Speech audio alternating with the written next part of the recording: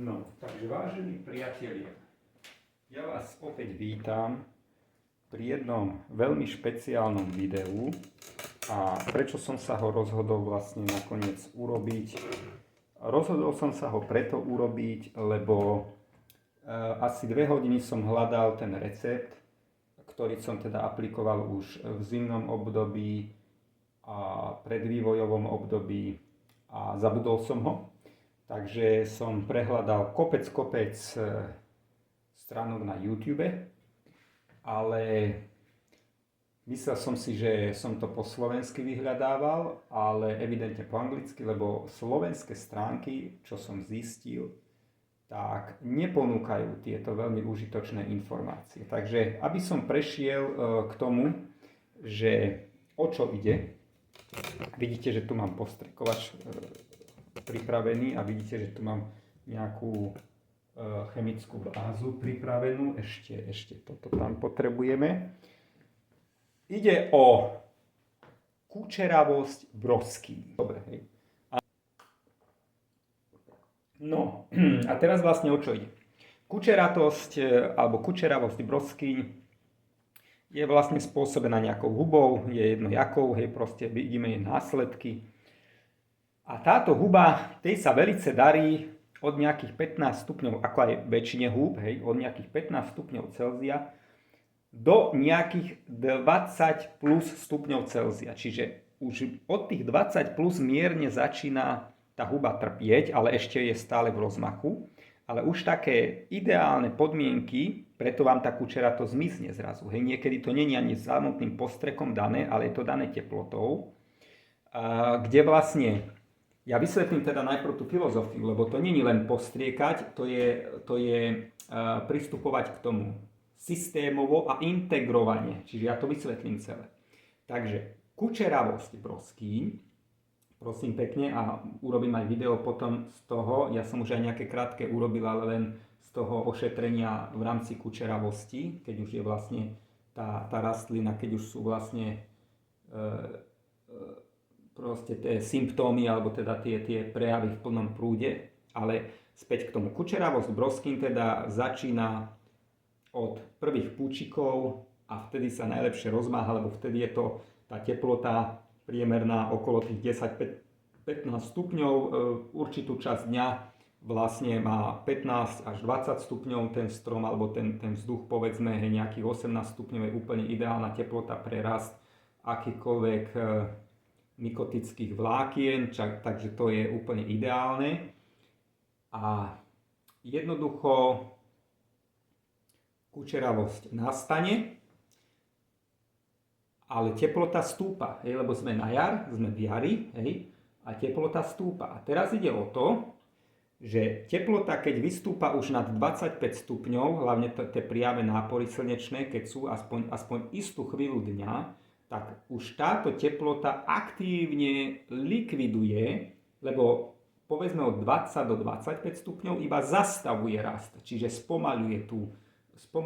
retarduje ten rozvoj tých mykotických vlákien. Hej. Ale nezastavuje, neničí to, nedokáže to ničiť. Hej. Aj to ultrafialové žiarenie má dosť špecifické vlastnosti, len problém je, že keď máte list prekrytý vrchným listom, hej, a ten spodný list má tú kučeravosť, tak jednoducho ten vrchný list vám robí dokonalý tieň a pokiaľ naozaj už nie je nejaké leto, kde je teplota vzduchu 30 stupňov v tieni, čiže už všetky tie listy majú tých 30 stupňov, tak tých 25 plus stupňov majú iba tie povrchové listy, ktoré teda tú kučeravosť si môžete potom všimnúť, že aj prestávajú chytať. A vy si myslíte, že to z tých postrekov, ale to nám všetko zabezpečuje ten pán hore prostredníctvom slnka a prostredníctvom tepla, ktoré tu dodáva. No a jednoducho tá kučeravosť odíde sama príchodom extrémnejších teplôt. No a to je práve ten dôvod, prečo v takýchto stredných pásmach, kde som ja, veľmi intenzívne musíme s touto kučeravosťou bojovať, lebo Niekedy trvá, napríklad minulý rok bola veľmi dlho sa prejavujúca, lebo minulý rok nám nechceli vlastne prísť žiadne ako výrazné teploty a potom prišla tepelná šleha, niekedy, ja neviem, až myslím, že v júni, hej, koncom júna to bolo a vtedy nám už vlastne kučeravosť začala ustupovať. Ale ono je to tak, že tá kučeravosť, tak jak som povedal, už na tých napadnutých častiach neustúpi. A čo robiť vlastne? Čo vie záhradkár robiť už mechanicky? Hej? Tak v prvom rade teda treba aplikovať tento postrek, aby sme ju čím najviac mitigovali, čiže potlačili. Hej? Aby jednoducho nebolo tam, aby sme, samozrejme tým postrekom to nepotlačíme úplne, ale ten postrek je absolútne neškodný a potom vysvetlím, z čoho sa skladá. Ale v prvom rade teda treba aplikovať postreky už v tomto zimnom období na tie proste puky, predpuky, potom vodnaté puky a potom aj počas veškerých fáz. Ja aplikujem výlučne tento biopostrek, s ktorým som veľmi spokojný a môžem povedať, že s prehľadom prekonáva tie kupry, lebo ja som ako dlhé roky si chodil kupovať ten kuprikol a ja neviem, každý rok nejaký iný kol vymysleli, hej. Takže každý rok povedal, že ten už nie je účinný a musíte tento druhý, ten je účinný, potom rok bol zase ten, čo nebol, no proste akože čistý biznis, aby ste nemohli, keď vám jeden ostane, tak aby ste ho už neaplikovali na druhý rok, ale vyhodili ho a kúpili si nový postrek. No, ale to je už marketing proste, tak jak aj farmaceutický priemysel, takisto aj farmársky priemysel, však ono sa to na FA začína, hej. Takže a ešte jedno anglické slovo sa na FA začína, alebo číta, vyslovuje, ináč sa to začína ako foneticky na FU, hej. Ale v rámci výslovnosti je to FA, hej, takže to sú asi preto tieto tri slova sú nejak spojené, hej. No, a teraz vlastne k tomu, teda k tej kučeravosti. Čo je dôležité, keď tá kučeravosť prepukne od prvého pozorovania všetky listy, všetky výhonky, ktoré sú napadnuté tou kučeravosťou, bez milosti musíte odstraňovať. Ja ich hádžem do smetiaku, keď ich teda nemám ako spáliť, tak ich hádžem do smetiaku, ktorý je čierny, kde vlastne je už pri slnečnom žiarení teplota cez deň jednoducho veľmi vysoká, okolo 50 stupňov tam môže byť, takže to je už dostatočná sanitizačná teplota na to, aby vlastne, okrem toho je tam popol a tak ďalej, takže sú tam všetky dobroty, aby to vlastne vydenzifikovali, aby sa mi to niekde tie spory nejak nezačali šíriť. Ale oni sú už rozšírené, takže už si s tým zase starosti nemusíte robiť len toľko, aby ste ich nezaniesli do nejakej inej časti záhrady, napríklad, že ich hodíte do kompostu a ja neviem, hej, máte veľkú záhradu, treba niekoľko 100 metrov a na druhej strane tú kučeratosť nemáte a tým kompostom si ju tam donesiete. Hej? Takže tam treba dodržiavať. Ale mám malú záhradu, takže ja to mám kompletne všade. Hej? No a teraz vlastne ide o to, že ja realizujem tento postrek a potom, keď nabehne tá kučeratosť, tak je dôležité, aby sa každý začínajúci list odtrhol, každý výhonok, keď je už akože tá najvyššia, proste ten spike toho, tá špička tej kučeravosti, tam už vám celé tie výhonky sa proste pokryjú, alebo teda vidno, že sú také stvrdnuté, že sú tam proste tie mykotické vlákna vyrastené na miesto rastliny. Je úplne zbytočné ich tam nechávať, lebo oni sú už akoby takí zombíci, oni už neplnia fotosyntetickú funkciu, čiže nedodávajú, nevyrábajú cukry, oni už vlastne len slúžia ako žrádlo pre tie a ubytovanie pre tie mykotické vlákna. Takže čím vyššie to budete drásať, odštipovať, vytrhávať tie listy, tým rýchlejšie sa zbavíte tej kučeravosti. Môže to byť samozrejme na úkor plodov,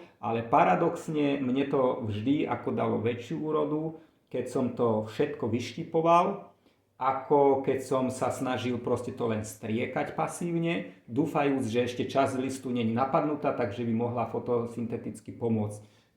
Jednoducho napadlo to aj druhý list potom a jednoducho sa to šírilo v tej mize.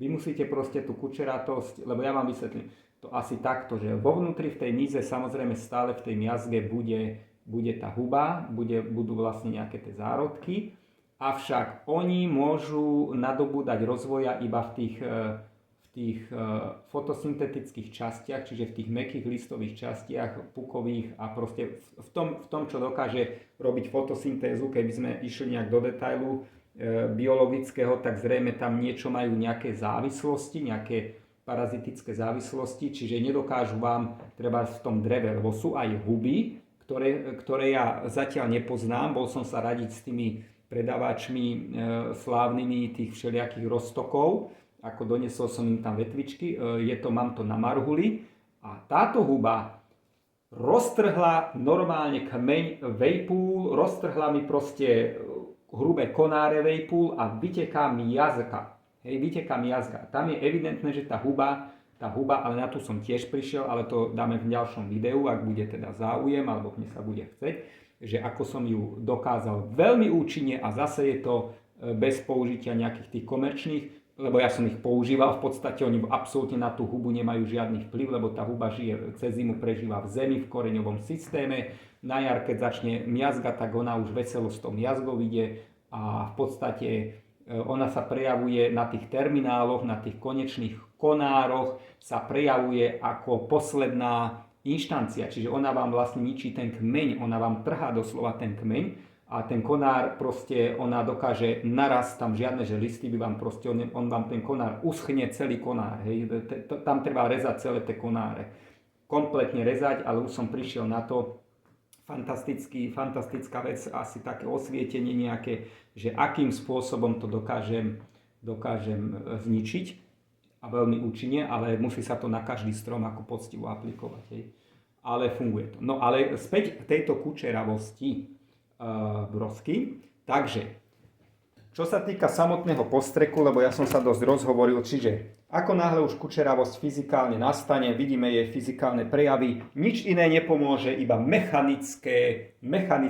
ľudové mechanické obtrhávanie veškerých tých listov, aj málo napadnutých, ožltnutých, proste akýchkoľvek listov, ktoré vám neplnia funkciu na tom strome. Lebo dve veci s tým urobíte. Odľahčíte ten strom od toho, čo je nefunkčné. A druhá vec, preriedite tie listy, takže ostane menej tých listov, ostane ten strom redší a tým pádom to slnko, tie slnečné lúče, hej, lebo to tiež UV žiarenie si povedzme je dezinfekčné. To je proste Boží prostriedok. Hej. UV žiarenie dokáže strašne veľa virulencií, hríby, proste oni to neznášajú. Hej. Tie hríby prečo žijú v tieni v tých stromoch? Hej. Ja som nevidel hríb, ktorý by vyrástol na slnku. Hej. Možno tak ako zhynul, že proste, že nevie, že je tam slnko, že niekto odsekne lopúch a teraz zrazu zasvieti slnko, tak ten hríb vám spáli to slnko. To UV žiarenie vám ho totálne zdecimuje. Takže tým, že vy ten strom vlastne prerieďujete, že tam nechávate menej tých listov, ho celé ružice trháte alebo celé malé konáriky, ktoré sú neplodivé, tak tým pádom dosahujete to, že nechávate lepšie pôsobiť ultrafialové a slnečné a tepelné žiarenie, priame tepelné slnečné žiarenie. A tým pádom sa stane to, že rýchlejšie sa ten strom zrelaxuje, lebo on je vždy po jari oslabený, to si musíme povedať, že oslabený, vyčerpaný, tak ako už sme všetci a ja som vyčerpaný po tejto zime.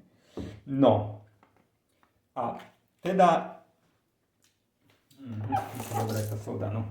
No a teda vlastne je potrebné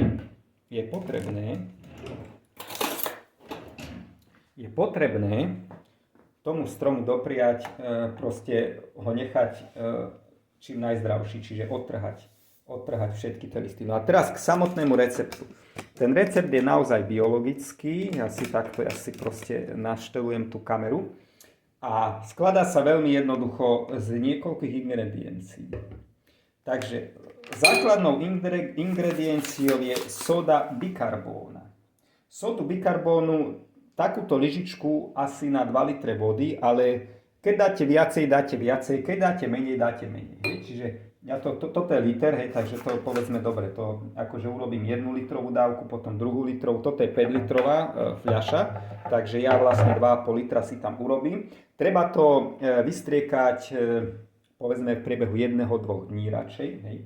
tak sa odporúča. Ja to teda akože vystriekam, ale teraz ukážem celý ten recept. Preto som v kuchyni, lebo budem používať čiste normálne kuchynské spotrebiče, aby som to správne pripravil. Hej. Takže ide tam nejak toľko to povedzme nejaká, že polievková kávová lyžica, nejak sódy bikarbóny. Potom tam ide, ale tu neviem, či je dobre tam dať na začiatok, oni to tam až na konci dávajú. Ide tam potom zase nejaká polievková lyžica disperzantu alebo detergentu, čiže to klasické mydlo, hej, nejaké iné chemikálie tam neodporúčam, mydlo je v podstate požívateľná vec a toto je antibakteriálne mydlo, čiže to je klasické Bevola, kúpené v Kauflande. Trošku je drahšie, ale stále je to centová záležitosť, voči tomu efektu je to. Takže nastriekam tam ide o to, aby to malo, to mydlo spôsobuje spojitosť, aby to nestiekalo po tom strome a hlavne tzv. Zmáčavivosť a hlavne vám má vzniknúť emúzia potom z toho oleja. Lebo na konci tam ešte ide olej. Priznám sa, že ten olej neviem, na čo sa tam dáva, ale všeobecne viem, že olej pôsobí na puklice. No to je hrozný parazit. Hej, to som mal na citrusoch, lebo ja som aj pestovateľ veľkých citrusov. V našom regióne je to veľmi vzácne a ja len vzácne veci mňa zaujímajú. Takže poďme na to. Najprv rozriedíme. Musím počkať, pokiaľ teplú vodu, lebo nemám zapnutú cirkulačku. Rozriedíme to v takej čo najhorúcejšej vode, aby sa nám dobre emúzia tvorila. Hej.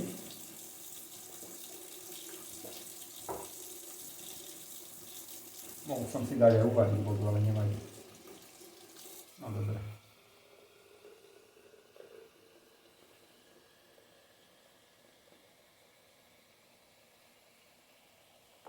Takže ja to len takto, aby sme peny veľa nemali. A potom tam dáme 2 polievkové lyžice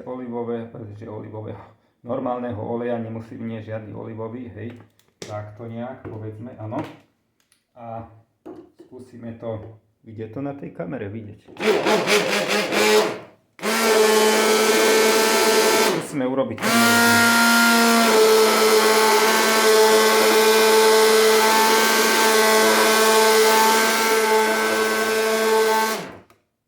Takže takúto nejakú emúziu, je to vynikajúce, emúzia sa nám zdarila. A nalejeme to, je to vidieť, nie je to vidieť.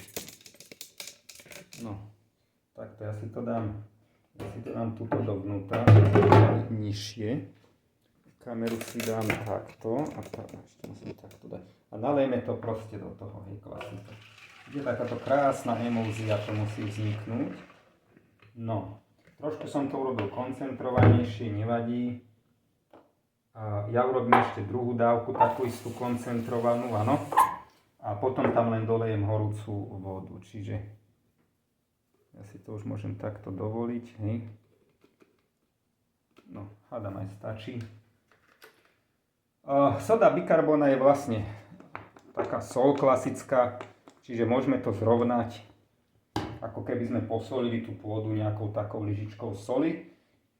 Takže viacej škody tej pôde neurobíme ako proste nejaký ekvivalent posolenia lyžičkou soli a zase tá sol, hej, tiež sa nejakým spôsobom vie strebať do tej pôdy, takže ja to som dal asi veľa, nevadí. Keď niečo preženiete, vôbec si s tým nerobte. Aha.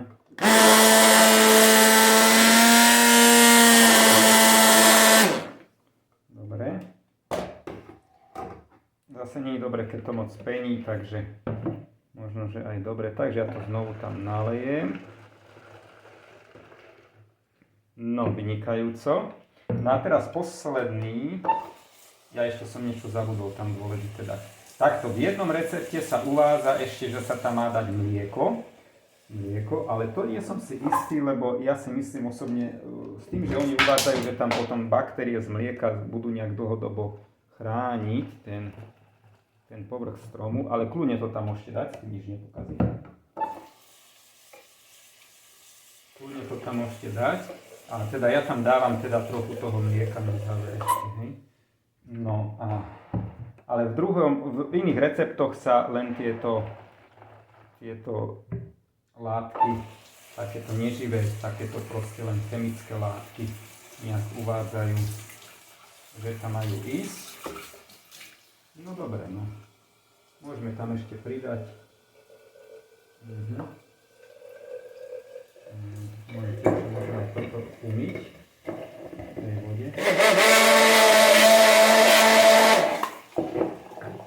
Tak, vynikajúco. No a môžeme tam ešte teda pridať trošku tohto. Len keď tam dáte mlieko, musí sa to do 2 dní, teda tam naozaj na 2-krát vyfúsať, lebo to mlieko začne dobre smrdeť a mám s tým skúsenosť, že je to...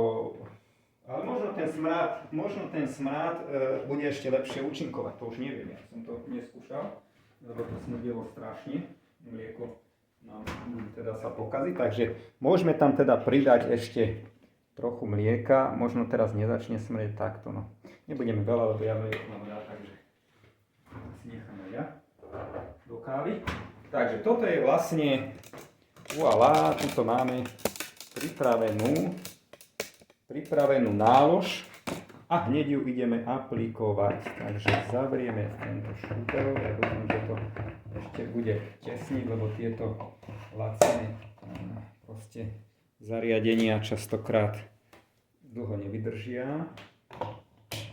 Takže ja sa idem presunúť na miesto aplikácie a budem aplikovať.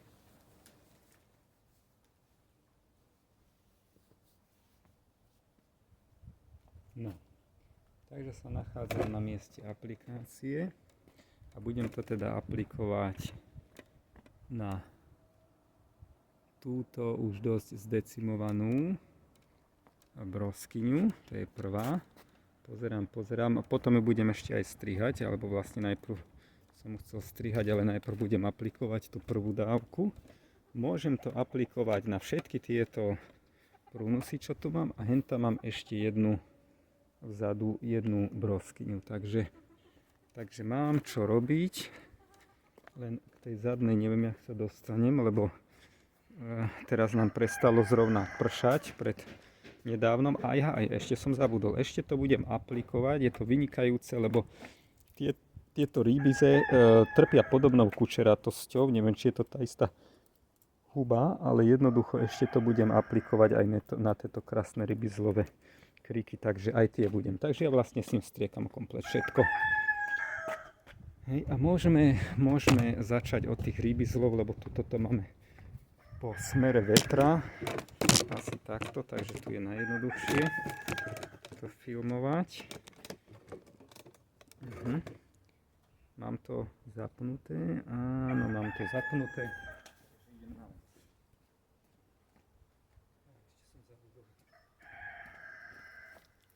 Takto musíme to po smere vetra, čiže ja som si to ešte nenabil tlakom.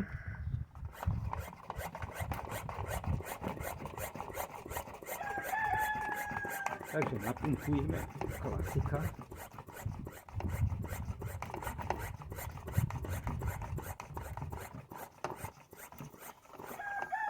Vynikajúco. Dobre, ale dáme menší diesel. Tak a pekne takto to aplikujeme po smere vetra. Krásne to zmáčame. Krásne to zmáčame všetko. Môžeme aj dolu, plesne to všetko vám to odstránime. No, takže môžeme aj viackrát za sebou aplikovať. To sa nevylučuje proste. Takto mi to do kamery, tak musím vždy po smere vetra, aby mi to do kamery, no. Takto, vynikajúco. Takto hneď aj očistíme. No. Nemusíme pri tom žiadne rukavice, nič používať. Nakoľko sa jedná o čisto kuchynský prípravok. No. Takže takto. Trošku sa nám zmenil smer vetra, to sa občas stáva.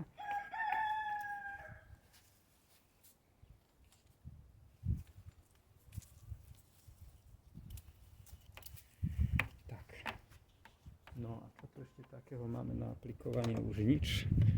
Takže ešte zmenil sa nám smer vetra. Takže zmeníme aj my smer polohy kamerového zariadenia. A ešte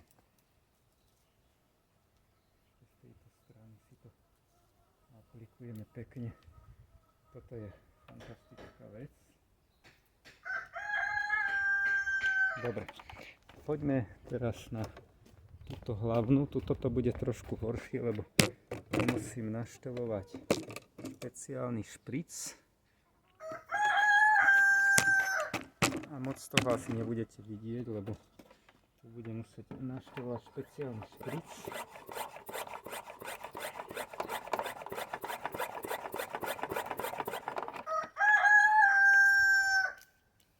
A takto. A hore musím odtrhnúť potom tie bombule.